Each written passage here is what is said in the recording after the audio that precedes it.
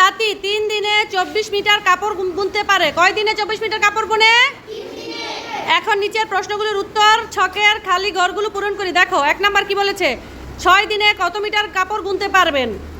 2 number 32 দিনের 256 metre কাপড় বুনলে এর অর্ধেক সময়ে কত মিটার কাপড় বুনতে পারবেন।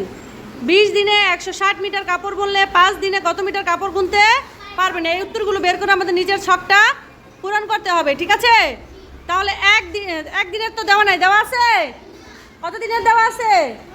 3 দিনের। 3 দিনে 24 মিটার বনে, কিন্তু প্রথমে 1 নাম্বার আমাদের বের করতে হবে 6 দিনে কত মিটার কাপড় বনে। তাহলে আমরা কি করব, কি নিয়মে শুরু করব? 3 দিনে বনে কত মিটার? 24 মিটার। তাহলে 1 দিনে বনে কি হবে, বেশি হবে না কম হবে? কম। 1 দিনে কম হবে না? কম হলে ভাগ। তাহলে 6 দিনে কি বেশি না কম? বেশি হলে কি হবে? গুণ।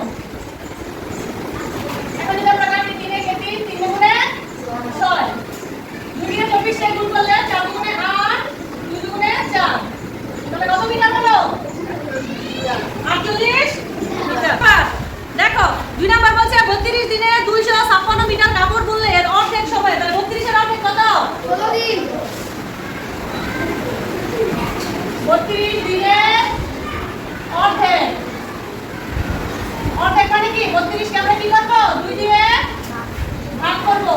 তাহলে 2 দিয়ে 32 কে ভাগ করলে কত দিন হয়? 2 দিয়ে 32 কে ভাগ করলে 16 হয়, 16 দিন। ঠিক আছে, তাহলে আমরা এখানে কি লিখব? 32 দিনে গুণে কত মিটার? 256।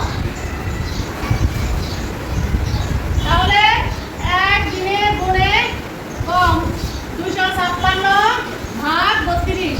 তাহলে এই যে অর্ধেক মানে কত দিন? 16 দিন। কি রে মুখে কি হইছে? অর্ধেক মানে কত দিন? 16 দিন। তাহলে 16 দিনে গুণে